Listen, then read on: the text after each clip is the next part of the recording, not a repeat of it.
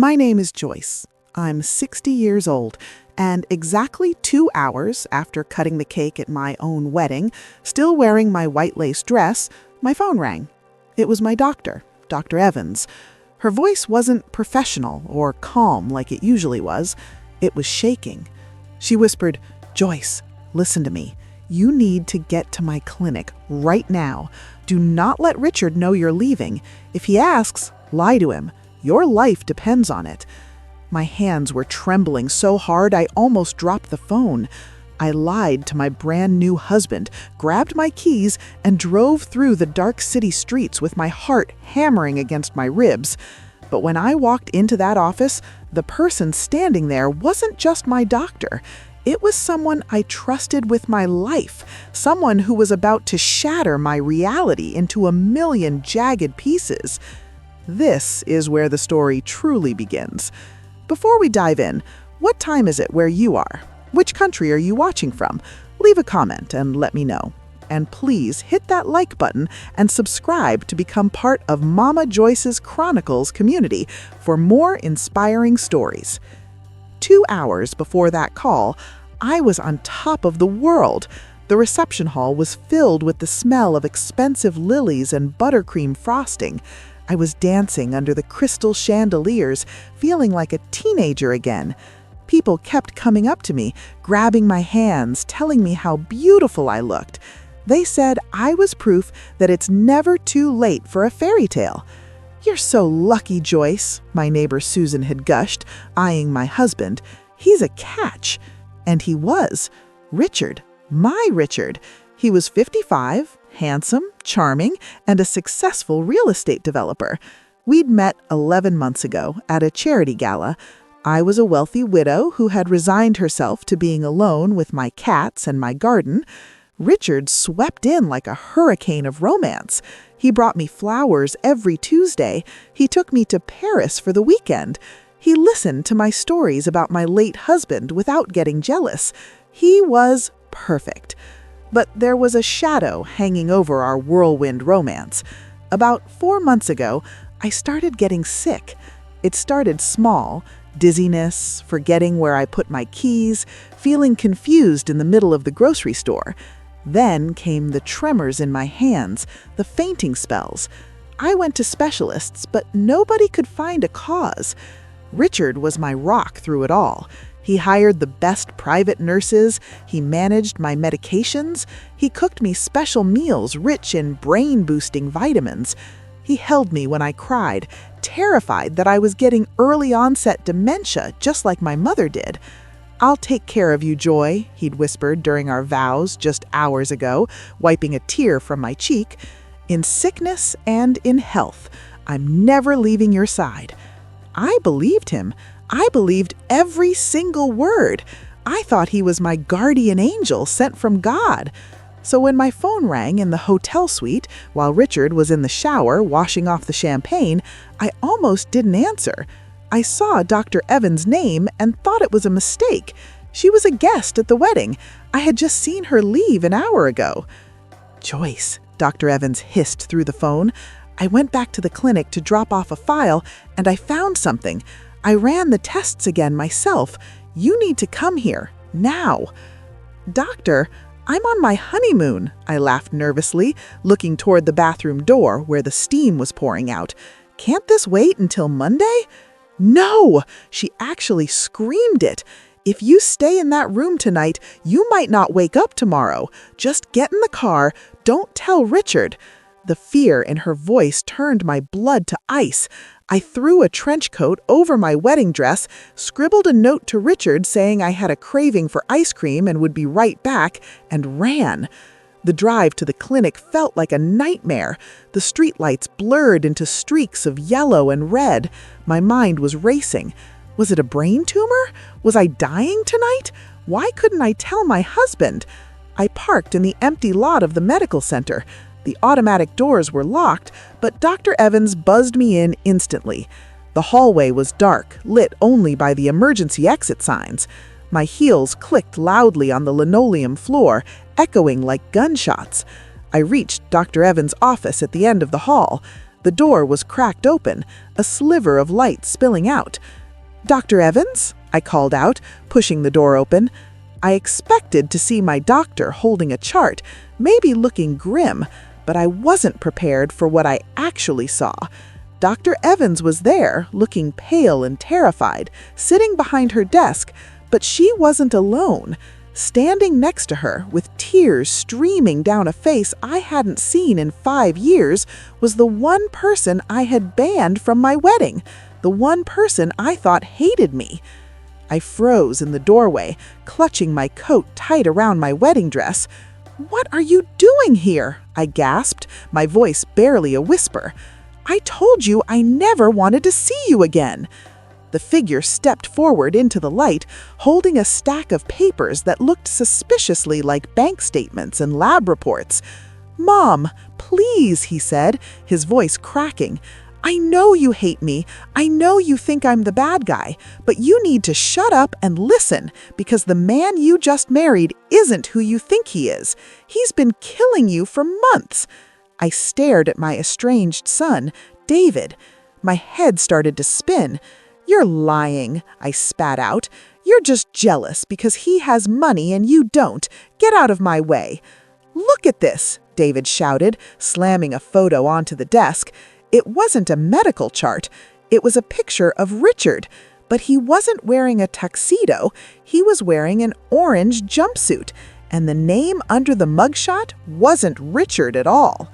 "Mom," David whispered, "his name is Anthony DeMarco. He's a con artist, and he's buried 3 wives already. You were supposed to be number 4 tonight." I stared at that photo on the desk.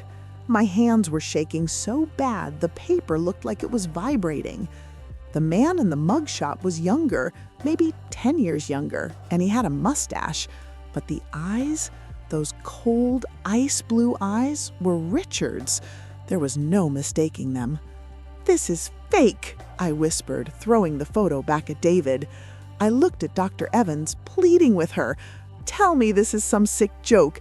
David put you up to this, didn't he? He's always hated Richard because Richard tried to discipline him. He's just trying to ruin my happiness." "Mom, stop." David grabbed my shoulders. His grip was tight, desperate. "I'm not trying to ruin anything. I'm trying to save your life. I hired a private investigator 3 weeks ago because your sickness didn't make sense. You've been healthy as a horse your whole life. Suddenly you're falling apart? It didn't add up." "I have early onset dementia," I snapped, pulling away, "just like Grandma." "No, Joyce, you don't." Dr. Evans stepped around the desk.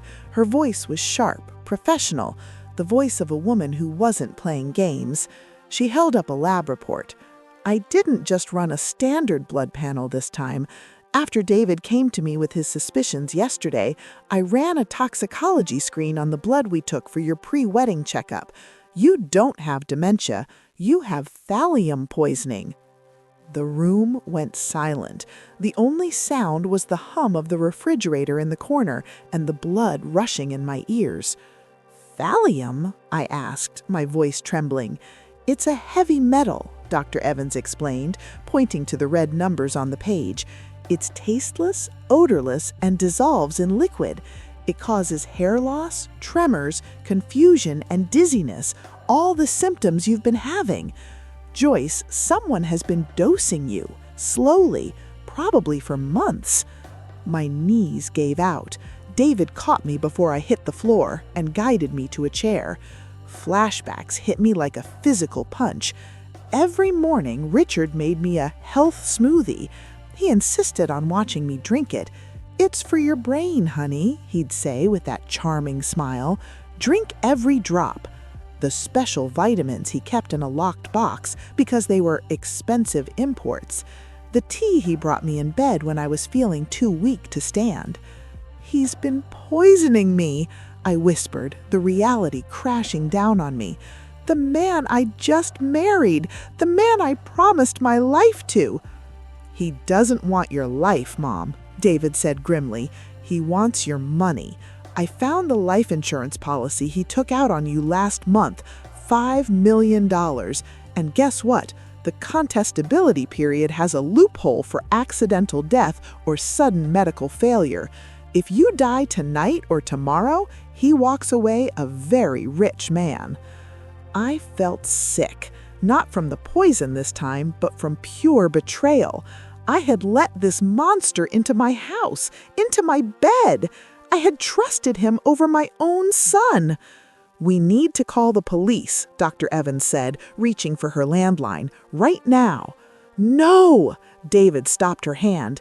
"We can't, not yet. The police need hard evidence.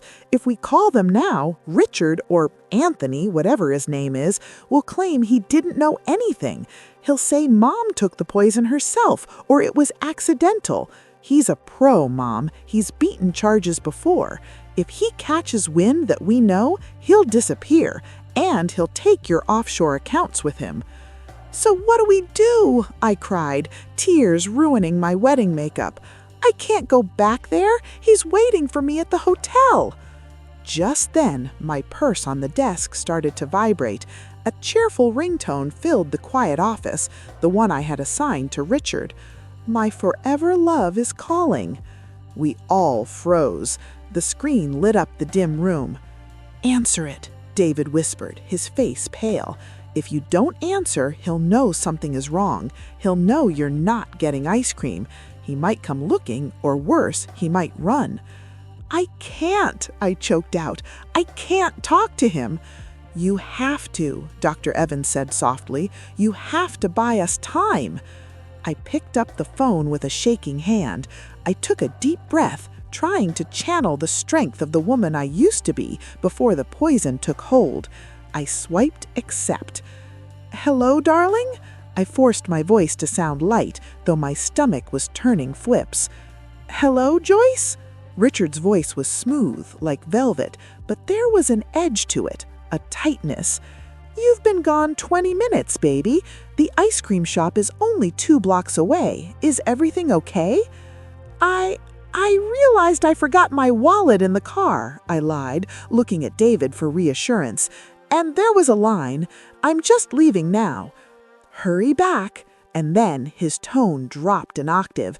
It became cold, predatory. "I have a surprise for you, a special toast to start our new life. You don't want to keep me waiting, do you?" I hung up and looked at David. The look in his eyes told me everything I needed to know. The special toast wasn't champagne. It was the final dose. "He's going to finish it tonight," David said, his jaw clenching. "Mom, you have a choice. You can run and look over your shoulder for the rest of your life while he spends your money, or you can go back there and help me bury him." I looked at the wedding ring on my finger, the symbol of my stupidity. I took a breath, and the fear in my chest started to turn into something else, something hot and angry. "I'm not running," I said, standing up. "What do I have to do?"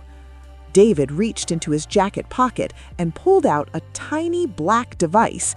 "You need to get him to confess, and you need to survive the next 2 hours without drinking that toast." But as we were plotting, Dr. Evans gasped. She was looking at the security monitor on her desk. A silver Mercedes had just pulled into the clinic's parking lot. "Oh my God," Dr. Evans whispered. "That's his car." Richard hadn't believed my lie. He had tracked my phone. And now the killer was walking toward the front door. "Turn off the lights," David hissed, grabbing the stack of incriminating papers from the desk. "Mom, you have to play sick. You have to sell it. If he knows you're lucid, if he knows you're onto him, he'll kill us all right here." My heart was hammering against my ribs like a trapped bird. Dr. Evans killed the office lights, leaving us in the glow of the street lamp outside. David dove into the small supply closet behind the desk, pulling the door shut just as the heavy footsteps echoed in the hallway. Clack, clack, clack. I slumped into the patient chair, forcing my body to go limp, trying to channel the fog Richard had convinced me I had. I slipped the tiny recording device David had given me into the hidden pocket of my trench coat. The door swung open. Richard stood there. He was still in his tuxedo, looking like he belonged on the cover of a magazine, but his eyes were scanning the room like a shark. He didn't look at Dr. Evans, he looked straight at me. "Joyce?" His voice was tight. "Baby, what on earth are you doing here? I tracked your phone. You said you were getting ice cream." I looked up at him, making my eyes wide and vacant. I let my hand tremble as I reached for him. "Richard? I don't know." I made my voice sound fragile, confused. "I was driving to get the rocky road you like, and then everything got blurry. I got scared. I just drove to the one place I knew. I think I had another episode." Richard's face changed instantly. The cold suspicion melted into that perfect practiced mask of concern. He rushed over and knelt beside me, taking my cold hands in his warm ones. "Oh, sweetheart," he cooed, stroking my hair. "You poor thing. You should have called me. You shouldn't be driving in this state." Dr. Evans cleared her throat. She was gripping the edge of her desk, her knuckles white. "Mr. Richard, Joyce is very disoriented. Her vitals are unstable. I think she needs to be admitted to the hospital for observation tonight." It was a bold move. Dr. Evans was trying to save me, trying to keep me there safely. Richard's head snapped toward her. The warmth evaporated. "Admitted? On her wedding night?" He stood up, towering over the doctor. "Absolutely not. She doesn't need a hospital. She needs rest. She needs her husband. I have her medication at the hotel. I know exactly how to handle her episodes." "But Dr. Evans started. "I said no," Richard barked. His voice was so loud it made me jump. He took a breath and smiled, a chilling, tight smile. "I appreciate you opening up late for her, doctor, but I'm taking my wife home, now." He grabbed my arm. It wasn't a gentle hold. His fingers dug into my bicep, hard enough to bruise. "Come on, Joy. Let's get you that special toast I promised. It'll help you sleep." I wanted to scream. I wanted to run to the closet and have David jump out. But I knew David was right. We needed a confession. We needed proof that he was the one doing this, or he'd slip away with my millions. "Okay, honey," I whispered, leaning into him, pretending to be weak. "Take me home." As he led me out of the office, I cast one terrified glance back at the closet door. I was walking out of safety and straight back into the lion's den. I was voluntarily going to a second location with a serial killer. The ride back to the hotel was suffocating. Richard drove with one hand on the wheel and the other gripping my hand on the console, squeezing it rhythmically. "I was so worried," he murmured, staring at the road. "I thought you'd run away from me. You wouldn't do that, would you, Joy? You wouldn't leave me." "Never," I lied, swallowing the bile in my throat. "Good," he said, turning to look at me. The streetlights reflected in his eyes, making them look hollow. "Because 'till death do us part' is a binding contract, darling." We pulled up to the valet. He helped me out of the car like I was made of glass. We took the elevator up to the penthouse suite. The moment the doors closed, trapping us inside, the atmosphere shifted. The suite was romantic, rose petals on the bed, champagne on ice, but now it looked like a crime scene waiting to happen. Richard locked the door behind us. Then he engaged the deadbolt, then the safety latch. "Sit down," he commanded, pointing to the velvet armchair. He walked over to the minibar and pulled out a bottle of champagne and 2 flutes. Then, blocking my view with his back, he reached into his jacket pocket. I saw the flash of a small vial. He was mixing it right now, the lethal dose. "Here we go," he said, turning around with 2 bubbling glasses. He held one out to me. The liquid fizzed innocently. "To us, Joyce. Drink up. It'll make all the confusion go away." He stood there, watching me, waiting. I held the glass to my lips, my hand shaking uncontrollably. I had to get him to talk before I drank, or before I refused, but I could see the impatience in his eyes. He wasn't going to wait long. "Richard, I said, lowering the glass slightly. "Before I drink this, can I ask you something silly?" "What is it?" he asked, his eyes darting to the glass and back to my face. "Why me?" I asked softly. "Out of all the women in the world, why did you choose me?" He smiled, but it didn't reach his eyes. He took a step closer, looming over me. "Drink it, Joyce, and I'll tell you everything." I lifted the glass again. I was cornered. I had no weapons, no backup, and a husband who was watching me like a hawk. I didn't know if David was listening. I didn't know if help was coming. I just knew that in the next 5 seconds, I had to make a move, or I was going to die in this chair. But just as the glass touched my lips, there was a loud knock at the hotel room door. "Room service," a muffled voice called out. "I didn't order room service." Richard froze. He looked at the door, then back at me, his face twisting into pure, unadulterated rage. "Did you order something?" he hissed. Before I could answer, the key card slid into the electronic lock with a mechanical whir, and the handle turned. Richard wasn't just a con man, he was paranoid, and what he did next proved exactly how dangerous he really was. Richard didn't even look at the waiter. He slammed the door shut so hard the frame rattled, leaving the poor boy and his cart in the hallway. He spun around, and the look on his face was pure, unadulterated evil. "You think I'm stupid?" he hissed. He reached into his tuxedo jacket, but he didn't pull out a ring box. He pulled out a gun. A small, silver pistol that looked terrifyingly real against the backdrop of our honeymoon suite. "Sit down, Joyce." I collapsed back into the velvet armchair, my whole body shaking. "Richard, please, what are you doing?" "Shut up," he roared.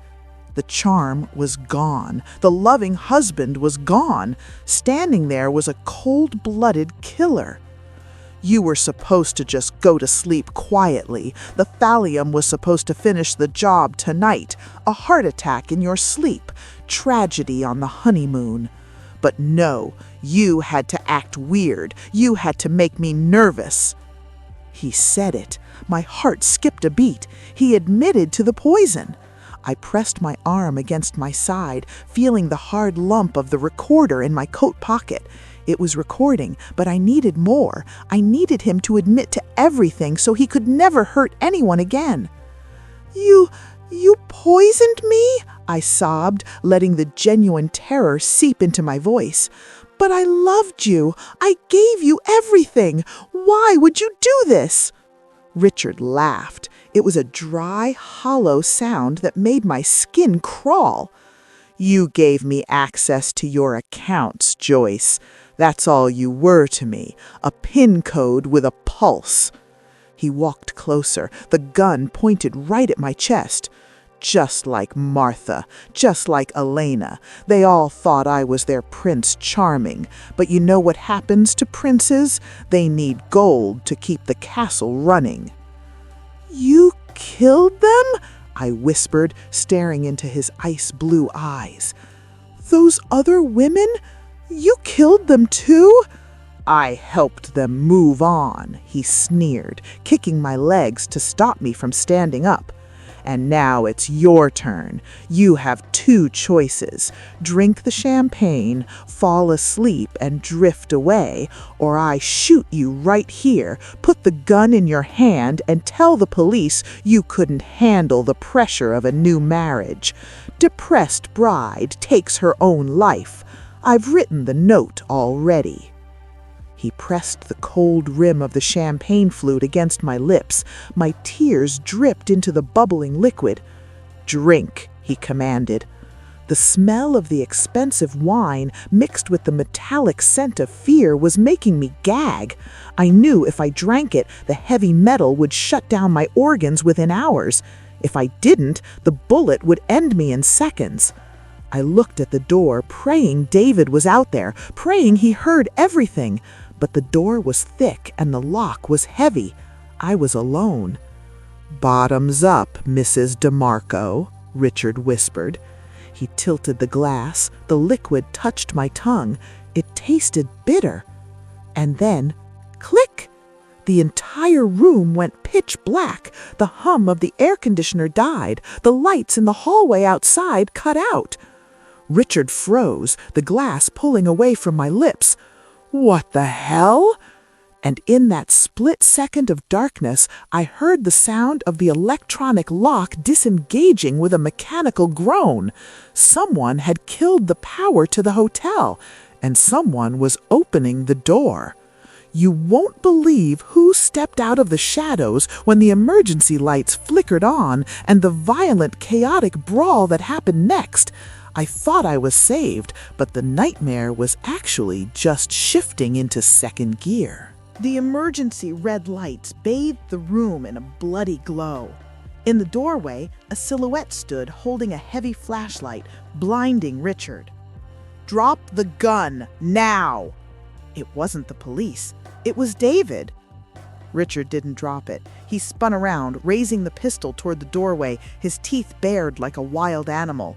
"I'll kill you. I swear to God I'll—" Bam! The gunshot was deafening in the small suite. I screamed, covering my ears, watching the mirror behind David shatter into 1,000 shards. Richard had missed, but only by an inch. Before Richard could fire again, David launched himself into the room. He didn't look like my little boy anymore. He looked like a linebacker. He tackled Richard around the waist, slamming him backward into the minibar. Bottles of vodka and whiskey crashed to the floor, soaking the carpet in alcohol and glass. "Run, Mom!" David shouted, grappling for the gun. "Get out!" But I couldn't move. I was frozen, watching my son fight for his life against a serial killer. Richard was older, but he was desperate and vicious. He drove a knee into David's stomach, making him gasp for air, and then smashed the butt of the pistol into David's temple. David slumped to the side, dazed, blood trickling down his forehead. Richard scrambled to his feet, panting, the gun now aimed directly at David's head. "You stupid kid," Richard spat, wiping blood from his own lip.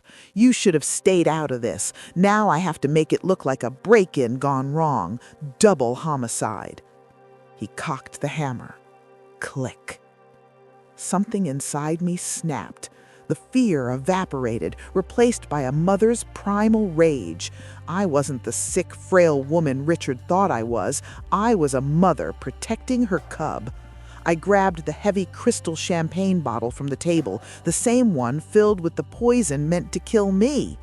"Hey, Richard!" I screamed. He turned his head just for a fraction of a second. I swung the bottle with every ounce of strength I had left. It connected with the side of his head with a sickening thud. The bottle didn't break, but Richard did.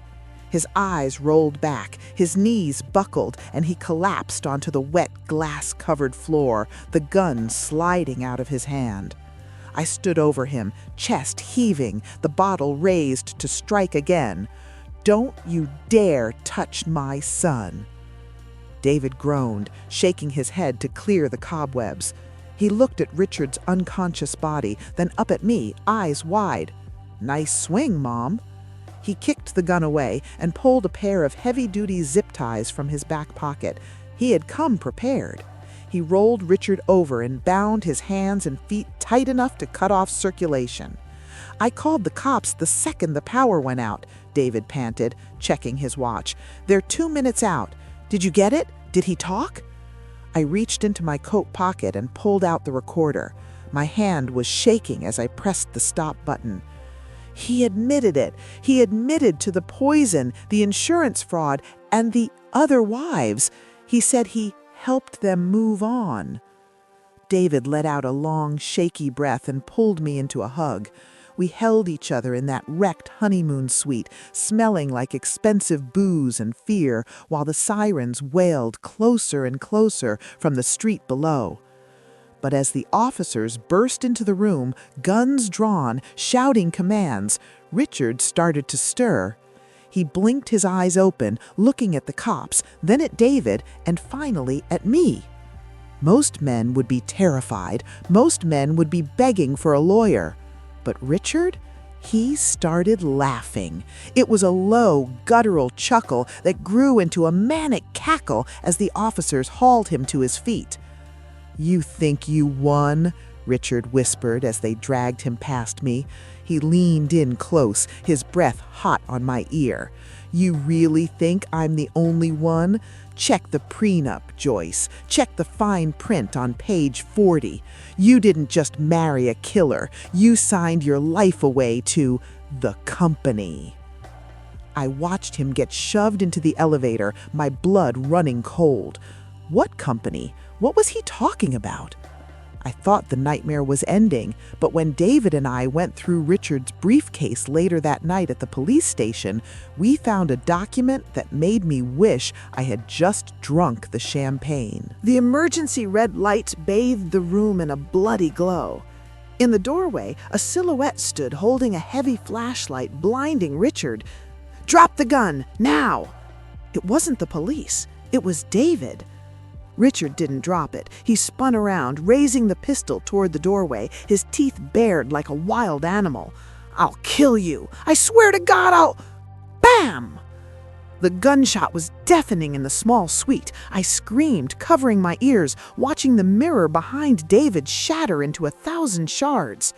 Richard had missed, but only by an inch. Before Richard could fire again, David launched himself into the room. He didn't look like my little boy anymore. He looked like a linebacker. He tackled Richard around the waist, slamming him backward into the minibar. Bottles of vodka and whiskey crashed to the floor, soaking the carpet in alcohol and glass. "Run, Mom!" David shouted, grappling for the gun. "Get out!" But I couldn't move. I was frozen, watching my son fight for his life against a serial killer. Richard was older, but he was desperate and vicious. He drove a knee into David's stomach, making him gasp for air, and then smashed the butt of the pistol into David's temple. David slumped to the side, dazed, blood trickling down his forehead. Richard scrambled to his feet, panting, the gun now aimed directly at David's head. "You stupid kid," Richard spat, wiping blood from his own lip. "You should have stayed out of this. Now I have to make it look like a break-in gone wrong. Double homicide." He cocked the hammer. Click. Something inside me snapped. The fear evaporated, replaced by a mother's primal rage. I wasn't the sick, frail woman Richard thought I was. I was a mother protecting her cub. I grabbed the heavy crystal champagne bottle from the table, the same one filled with the poison meant to kill me. "Hey, Richard!" I screamed. He turned his head just for a fraction of a second. I swung the bottle with every ounce of strength I had left. It connected with the side of his head with a sickening thud. The bottle didn't break, but Richard did. His eyes rolled back, his knees buckled, and he collapsed onto the wet, glass-covered floor, the gun sliding out of his hand. I stood over him, chest heaving, the bottle raised to strike again. "Don't you dare touch my son!" David groaned, shaking his head to clear the cobwebs. He looked at Richard's unconscious body, then up at me, eyes wide. "Nice swing, Mom." He kicked the gun away and pulled a pair of heavy-duty zip ties from his back pocket. He had come prepared. He rolled Richard over and bound his hands and feet, tight enough to cut off circulation. "I called the cops the second the power went out," David panted, checking his watch. "They're 2 minutes out. Did you get it? Did he talk?" I reached into my coat pocket and pulled out the recorder. My hand was shaking as I pressed the stop button. He admitted it. He admitted to the poison, the insurance fraud, and the other wives. He said he helped them move on. David let out a long, shaky breath and pulled me into a hug. We held each other in that wrecked honeymoon suite, smelling like expensive booze and fear, while the sirens wailed closer and closer from the street below. But as the police burst into the room, guns drawn, shouting commands, Richard started to stir.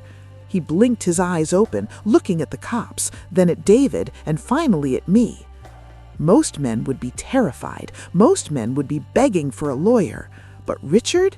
He started laughing. It was a low, guttural chuckle that grew into a manic cackle as the officers hauled him to his feet.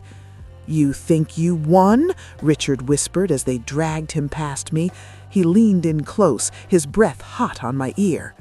"You really think I'm the only one? Check the prenup, Joyce. Check the fine print on page 40. You didn't just marry a killer. You signed your life away to the company." I watched him get shoved into the elevator, my blood running cold. What company? What was he talking about? I thought the nightmare was ending, but when David and I went through Richard's briefcase later that night at the police station, we found a document that made me wish I had just drunk the champagne. The judge's house was a massive Victorian mansion sitting on a hill, shrouded in darkness. It looked less like a home and more like a fortress. Thunder rumbled in the distance, matching the storm brewing in my stomach. "Park here," David whispered, killing the headlights 2 houses down. "If he has security, we don't want to trigger it." We moved through the shadows of the neighbors' hedges. The rain started to drizzle, soaking my trench coat and chilling me to the bone. I wasn't a spy. I wasn't a hero. I was a 60-year-old woman who should have been sleeping in a honeymoon suite, but instead I was breaking and entering to save my family. "The back door," David murmured, pulling out a set of lockpicks he'd kept from his rebellious phase in high school. "Stay close, Mom." It took him 30 agonizing seconds to pop the lock. We slipped into the kitchen. It smelled expensive, lemon polish and old mahogany, but underneath that there was a faint metallic scent, something that reminded me of the hospital. "The IP address signal is coming from the study," David whispered, checking his phone. We crept down the hallway. The floorboards creaked under my heels, sounding like gunshots in the silence. The door to the study was ajar, and the blue glow of a computer monitor spilled out. We pushed inside. It was like mission control. 3 monitors were set up on an antique desk. On the center screen, a progress bar was moving. Transferring assets, 85% complete. "There it is," David said, rushing to the keyboard. "He's draining everything. The house, the pension, the offshore accounts. I need to kill the connection." His fingers flew across the keys, but as he typed, a sound came from beneath our feet. Thump, thump, oomph. It was coming from the floor vent. David froze. "Did you hear that?" "Someone's down there," I whispered, grabbing a heavy brass paperweight from the desk. My heart was pounding so hard I thought it would burst. In the basement. We left the computer and found the basement door behind a bookshelf. It was locked from the outside with a heavy padlock. David looked around, grabbed a fire extinguisher from the hallway, and smashed the lock. 1 strike, 2 strikes. It snapped. We descended the wooden stairs. The air grew colder, damper. The metallic scent got stronger. It was the smell of fear and unwashed bodies. David swept the room with his flashlight.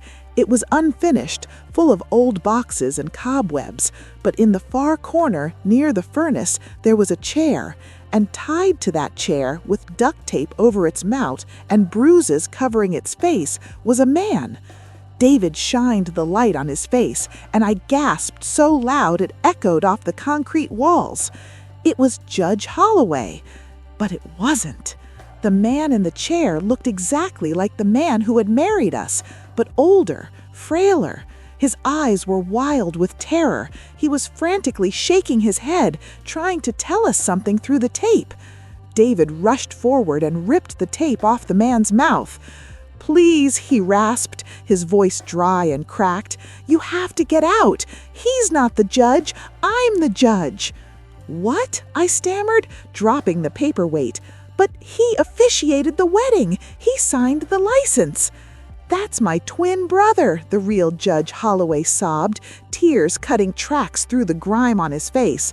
"Marcus, he's been impersonating me for 3 months. He locked me down here so he could use my court access to legalize the thefts. He and Richard, they've been planning this for years. They find vulnerable women, marry them, and Marcus signs off on the legal loopholes to steal everything."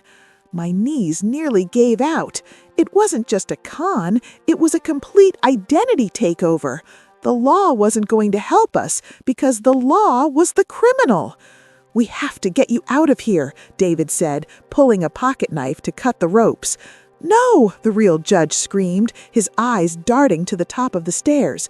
"You don't understand. The transfer, it triggers an alarm when it hits 90%. He knows you're here."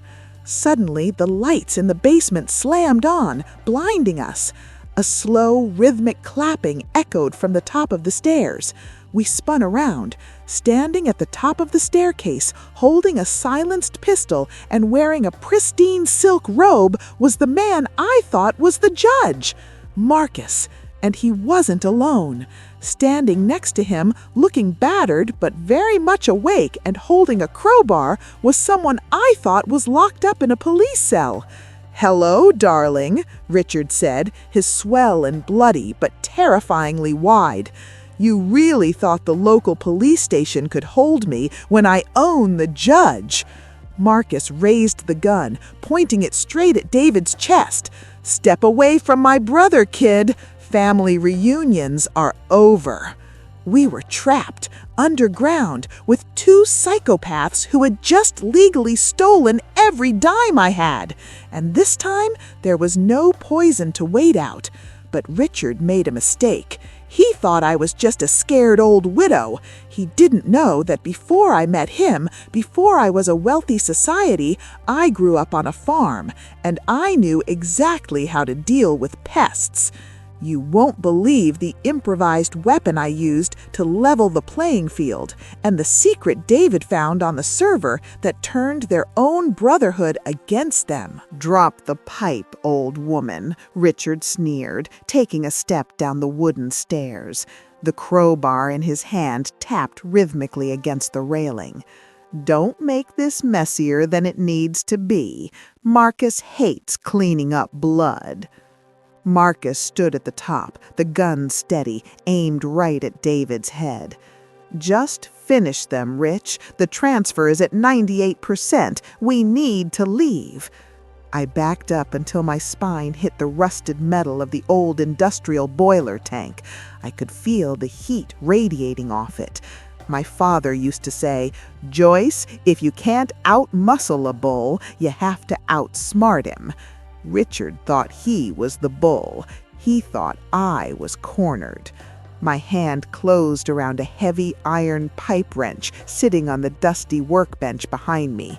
It was cold and greasy. "You're right, Richard," I said, my voice shaking, not from fear but from adrenaline. "I am just an old woman, but you forgot one thing about me. I didn't grow up in a penthouse." Richard frowned, stepping onto the concrete floor of the basement. "What are you babbling about?" "I grew up on a dairy farm," I yelled, "and I know what happens when you overpressurize a tank." I swung the heavy wrench with both hands, not at Richard, but at the safety valve of the ancient boiler next to his head. Clang! The valve sheared off. A jet of scalding white steam exploded into the room with the scream of a banshee. It hit Richard squarely in the face. He howled, dropping the crowbar and clutching his eyes, stumbling backward. "My face! I can't see!"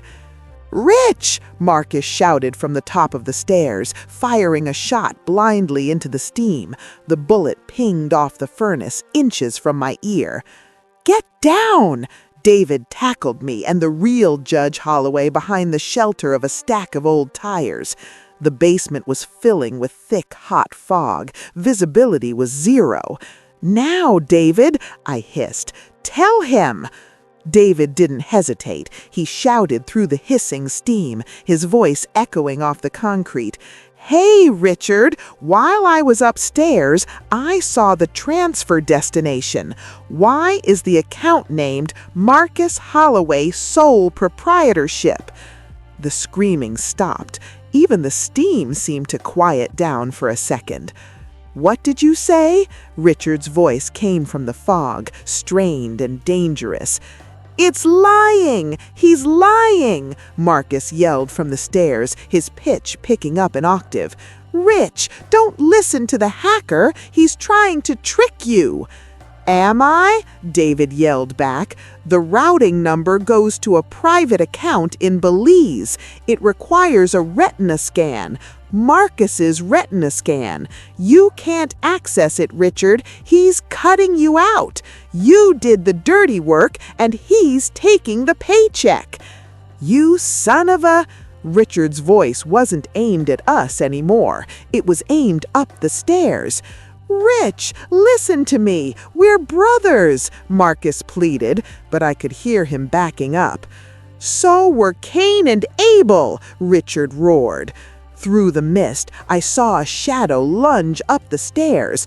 Richard, burned and blind with rage, wasn't coming for me. He was charging at Marcus. Bam! Bam! 2 more gunshots rang out, followed by the sickening sound of a body tumbling down the wooden steps. Then the sound of a struggle, grunting, punching, and something smashing into drywall. "Go! Move!" David grabbed my arm. While the 2 monsters were tearing each other apart on the staircase, we grabbed the frail, real Judge Holloway and dragged him toward the storm cellar doors at the far end of the basement. They were chained shut, but the wood was rotten. "Kick it, Mom!" David shouted. I channeled every ounce of anger I had left. I kicked the rotting wood until it splintered. Moonlight poured in. We shoved the judge through, then David, and finally he pulled me up into the wet grass of the backyard. We were out. We were free. But as we scrambled through the mud toward David's car, the back door of the mansion flew open. A figure stumbled out onto the patio. It was Richard. He was holding his side, blood soaking his shirt, and he had Marcus's gun in his hand. He spotted us running across the lawn. "Joyce!" he screamed, raising the weapon. He didn't care about the money anymore. He didn't care about Marcus. He just wanted to kill the woman who had humiliated him. We made it to the car, but what Richard did next turned a simple escape into a high-speed chase that would end on a bridge with nowhere left to run. And just when I thought we were dead, I made a phone call to the one person Richard never expected. "Get down!"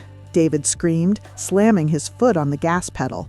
The tires of David's sedan screeched, spinning in the wet mud before catching traction on the asphalt. We shot forward just as another bullet shattered the rear windshield, spraying safety glass all over the back seat.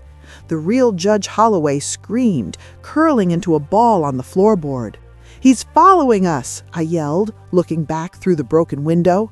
Richard had jumped into Marcus's black SUV. He roared out of the driveway, his headlights blinding me. He wasn't driving like a man who wanted to get away. He was driving like a man who wanted to take us all to hell with him. We hit the main road, the speedometer climbing past 80. The rain was coming down in sheets now, turning the highway into a slip-and-slide. "David, be careful!" I gripped the dashboard, my knuckles white. "I can't shake him, Mom. He's got more horsepower." Richard's SUV slammed into our rear bumper with a sickening crunch. Our car fishtailed violently. I saw Richard's face through his windshield. He looked like a demon. His skin was red and blistering from the steam, his eyes wild and unblinking. He didn't care about the money anymore. He didn't care about getting caught. He just wanted me dead. "He's going to run us off the road!" David shouted, fighting the steering wheel. Ahead of us, the lights of the suspensions bridge loomed out of the fog. It was a massive drop into the icy river below. There was nowhere to turn, no exits, just a straight shot over the water. "Hold on!" David braced himself.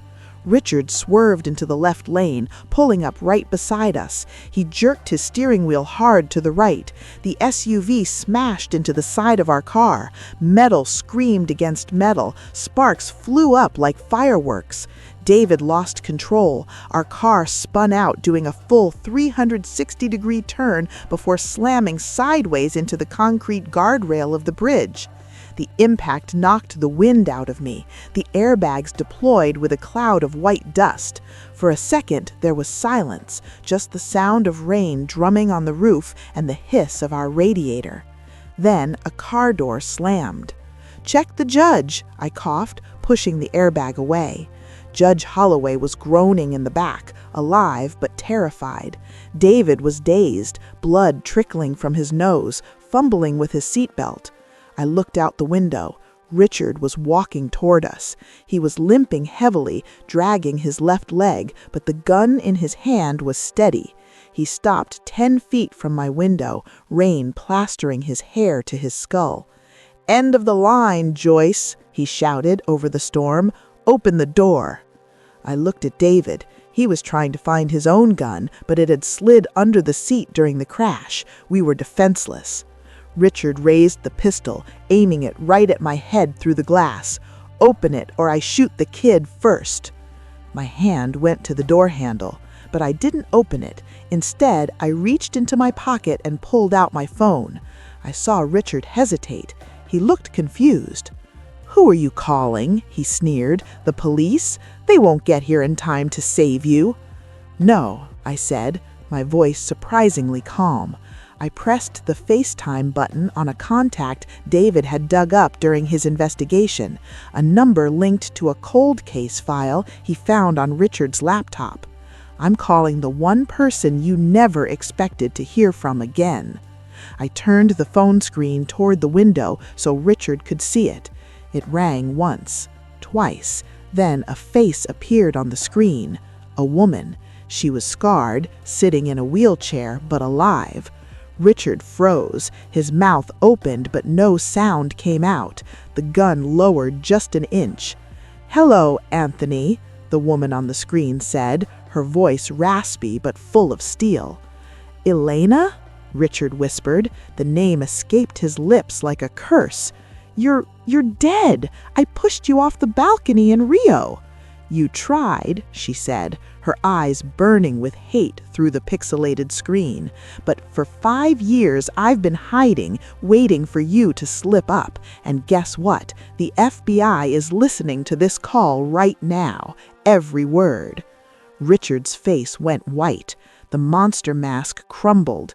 He wasn't a powerful mastermind anymore. He was a man who had just seen a ghost.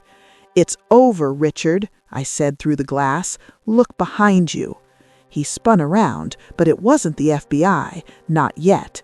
What happened next on that bridge was something so shocking, so final, that it made the morning news in 3 different countries. I thought I wanted revenge, but I wasn't prepared for the choice Richard would make when he realized there was no way out. Richard spun around, expecting to see an army. But it wasn't the FBI standing behind him in the rain. It was a single patrol car that had quietly pulled up while he was distracted by Elena's voice. And stepping out of it wasn't a stranger. It was the police captain himself, weapon drawn, flanked by 2 officers who had slipped out of the shadows of the bridge cables. "Drop it, Richard," the captain roared. "It's over." Richard looked at the police, then back at the jagged, dark water below the bridge. He looked at me, safe behind the glass of the wrecked car, holding the phone with his dead wife's face on it. For a split second, I saw his eyes shift. He was calculating the jump. He would rather die than face justice. But he never got the chance. "Don't do it!" David yelled from the driver's seat. Richard tensed his legs to vault over the railing, but the wet asphalt betrayed him. His bad leg, the one injured in the crash, buckled. He slipped, crashing chin first onto the pavement. Before he could scramble up, the officers were on him. They swarmed him like ants. I watched, feeling a cold, hard satisfaction as they twisted his arms behind his back. The sound of the handcuffs ratcheting shut was the sweetest music I had ever heard. Richard was screaming, cursing, spitting at the officers, blaming Marcus, blaming me, blaming the world. But nobody was listening. I opened the car door and stepped out into the rain. My legs were shaky, but I stood tall. As they dragged Richard past me toward the squad car, he looked up. He looked small now, pathetic, a soaking wet man in a ruined tuxedo. "Joyce, baby, please, I can explain. It was Marcus. He made me." I didn't let him finish. I held up the phone one last time so he could look Elena in the eye. "Save it for the jury, Anthony," I said, using his real name. Elena spoke from the speaker, her voice clear over the wind. "Enjoy hell, darling. I hear the heating bill is expensive." They shoved him into the back of the cruiser and slammed the door. It was done. The nightmare was over. Paramedics arrived minutes later to check on us. David had a concussion and a broken nose. I had bruising and mild toxicity from the poison, but I was alive. Judge Holloway was shaken but unharmed. We learned later that the police had raided the mansions simultaneously. They found Marcus bleeding out at the bottom of the stairs from Richard's gunshot. He survived, but only enough to be handcuffed to a hospital bed. The trial took place 6 months later. It was the scandal of the decade, the Black Widow groom, the papers called him. I sat in the front row every single day. I held David's hand on one side and Elena's hand on the other. She had flown in to testify. We watched as the prosecutor laid it all out: the poisoned champagne, the fake judge, the shell companies, and the 3 other wives who weren't as lucky as I was. Marcus turned on Richard immediately to get a plea deal. He spilled everything. He admitted that the Janus Holdings transfer had been stopped just in time by David's hack. I got every penny back. The jury took less than 2 hours.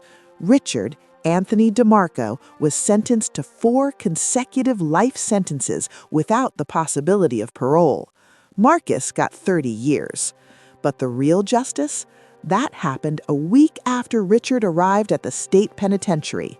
Word got out among the inmates about what he did, that he was a man who poisoned women and preyed on the elderly.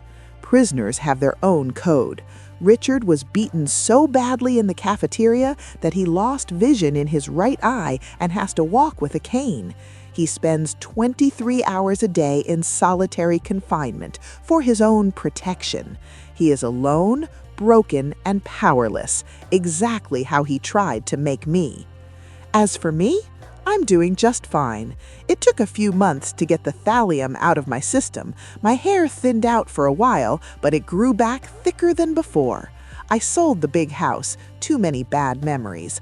I moved into a smaller place with a big garden, just 10 minutes away from David and my granddaughter Lily. David and I are closer than we've ever been. He runs my security now. We started a foundation together called Joyce's Shield. We use my resources to hire private investigators for widows and widowers who suspect they're being scammed by new partners. We've already put 2 other con artists behind bars this year. I'm 61 years old now. I have scars, both inside and out. I trust a little less, and I check the background of everyone I meet. But I'm alive. I'm surrounded by family who actually loves me, not for my money, but for me. Sometimes I look at my wedding dress, which I kept in a box in the attic. It's stained with mud and rain from that night on the bridge. People tell me I should burn it to forget the trauma. But I keep it. I keep it as a trophy. It reminds me that I didn't just survive a monster, I defeated him.